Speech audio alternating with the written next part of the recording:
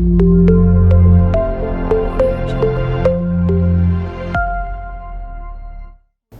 everyone, once again a very good welcome, very warm welcome to you all. If you look at this particular list, what we have initially set out to accomplish, we have pretty much covered a lot of it. I hope you have understood most of the things that we have talked about. In case you have problem, as I said, feel free to reach out to me. I'll be happy to help you. Okay. So with that, let's go to the last part, which is the application of nanomaterials. Though we have already talked about this kind of thing in details during the discussion of the importance of nanomaterials, but I just want to highlight certain things regarding this part. Okay. So let's see. So let's discuss about the application part. So as I said in the beginning, if you remember my first lecture when I was dealing about importance of nanomaterials, so these are certain examples where you see most of them are very regular examples that you probably can find them in your daily activities, like laptop, cell phone, you are daily using them. In fact, in order to make these slides, I have used laptop. All these things, along with your shirt, your fabric that you have, if you want to make a water repellent shirt, you need nanomaterials. Okay, battery, you have already understood lithium-ion battery and other batteries, right? For example, lithium-ion battery, you definitely need a nanomaterial as your anode or cathode material. There are other examples also. Sunscreen, you need that kind of some special type of nanomaterial which will protect you from sun. Again, hybrid vehicles, you need nanomaterial.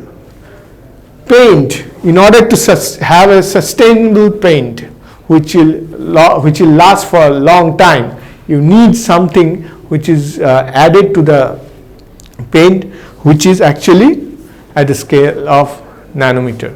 Okay, so like that you have different applications. So if we go to this particular structure, again this pretty much the same concept that I have highlighted, but I have actually segregated according to the branches.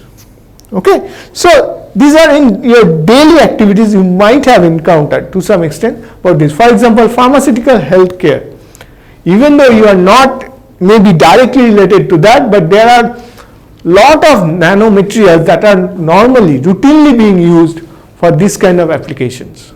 Okay, so they're for detection of disease or for drug delivery or for actually any therapeutic protocols that doctors are administering to a patients. You can use nanomaterial. Actually, people are using nanomaterials, and that become a very important topic of research nowadays. Cosmetics, I told you, right? Cosmetics you need in order to have a bright color, long-lasting material as a cosmetic material. You need to add some material you need to add which are at the nanoscale. Energy storage, energy applications. Now we have discussed this while I was discussing the history, right? You need that kind of nanomaterial to make the small transistor smaller. You need to make the IC smaller. All these things are today they are possible because of the progress of development of nanomaterials or nanotechnology. So oil refining, water purification, all these things, you name anything, robotics and space technology, ISRO in India, they are coming up with ideas by which they can actually include nanomaterials in their different activities. Okay, so from robotics, space technology to defense, people are coming up with a special type of costume. Those costumes will have a nano coating on them. Because of that, whenever there is a problem, let's say bioweapon or something like that, those kind of work can be easily tackled. So that's why defense people are using a lot of the things which are at the nanoscale. Air purification, you are actually listening to a lot of so to say, advertisement where the nanotechnology is being used for air purifying. So communication, as I said, cell phone, iPad, pretty much whatever you can think of a modern communication, it's not possible without nanomaterial. Okay, you may not know that they are those materials are at the nanoscale, but they are at the nanoscale, and without that kind of material, this kind of achievement was not possible. So again, this is another similar topic. So textile, biomedical, healthcare, food, agriculture, industry, electronics, environment, renewable energy. Once you form this first cycle, then you can extend to further.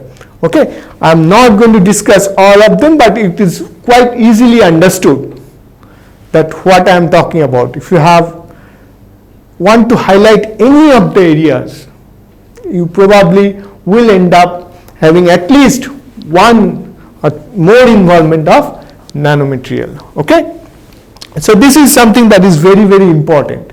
I don't expect you to remember the entire thing, but at least try to find from each category, try to find one or two examples. Okay, so now while discussing this in the first lecture, I have discussed certain futuristic approach, right? For example, this is a material which people have synthesized, which can capture carbon dioxide, only carbon dioxide. So that's very, very important for making our environment clean. This is a particular type of nanomaterial where people have used very unique strategy to have a faster data transfer using the optoelectronic properties of these nanomaterials. This is again a futuristic model, but where you can have a nanobot, which is a nanomaterial, where you can put drugs and the sensor of your cancer cell, you can inject into bodies, and it will reach only to the cancer cell because it has got a sensor. It will reach to the cancer cell, it will deliver the drug. So it's like a robot which is aimed to do a specific task. This is heterogeneous catalysis. Nowadays, this is one of the booming field of research where you have a material which is at the nanoscale. Because of that nanoscale, their reactivity is very high as compared to the bulk counterpart.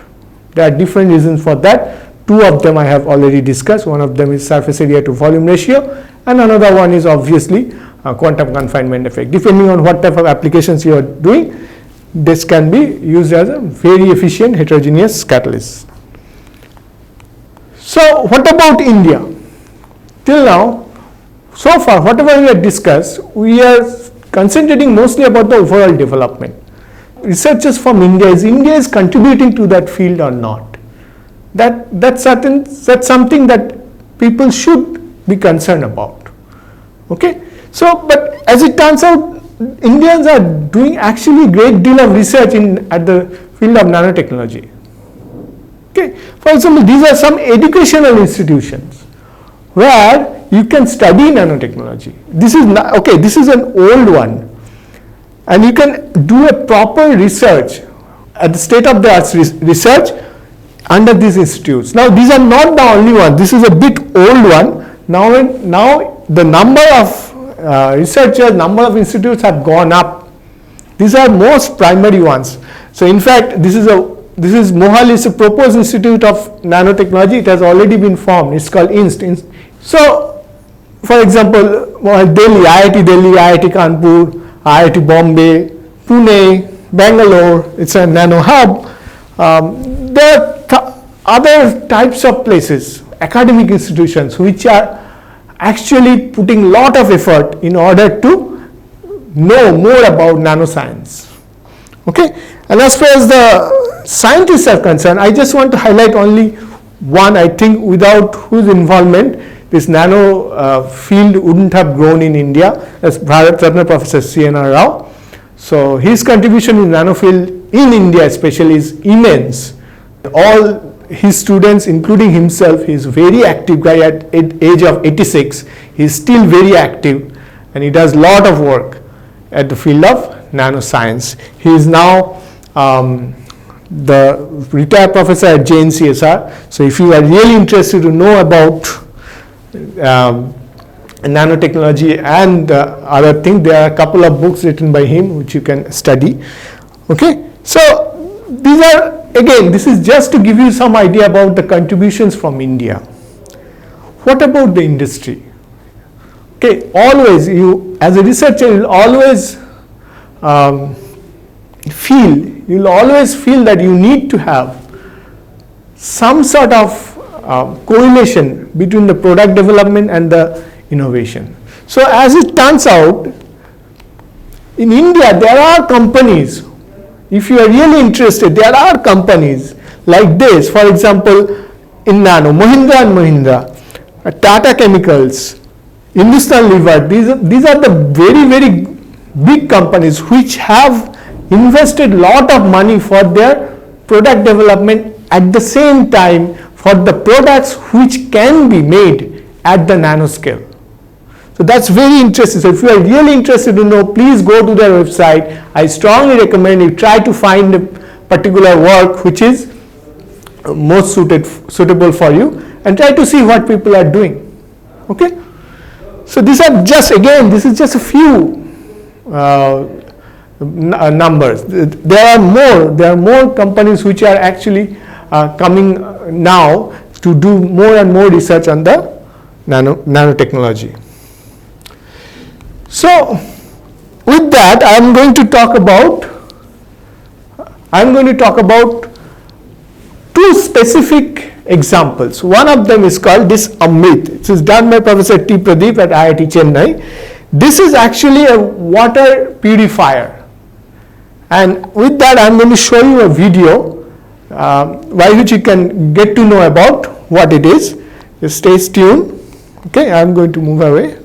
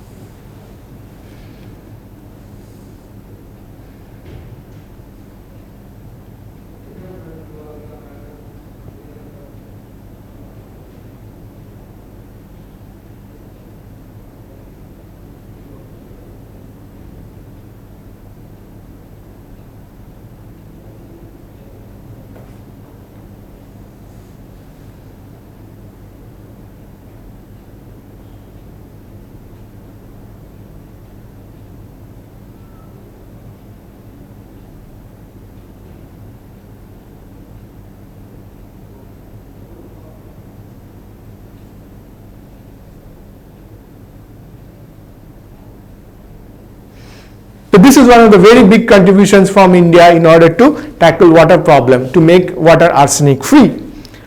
So another one is regarding COVID. So there are from DST, they have put lot of investment. This is government funded money. They have actually put lot of money to develop this kit for detection of COVID. In addition to that, they have invested some money they have given some money to IIT Delhi, to Professor Ashwini Kumar, to actually develop a particular type of mask. All these technologies involve nanomaterial. Okay. So with that, I just want to finish very quickly. Is everything good about nano? Now, not everything is, nano is a very, very strong field to work on. But at the same time, there are certain problems with nano. For example, the way this is affecting our health and environment is not clearly known. So we need to find that out. More and more research are going to be contributing to this particular field. Nowadays, people are concerned about that. There will be more and more research which will be coming in near future. With that, I hope I have covered pretty much everything about it, all the applications part. So as far as the aim is concerned, when we started this, as far as aim is concerned, we started this with the aim to know about basics, history, properties and applications of nanomaterial. Our expected outcome was to understand the fundamentals, to distinguish between the bulk and nano, to correlate the properties of nanomaterial with application. I hope we have done this. With that, I am going to stop here. Once again, thank you everyone.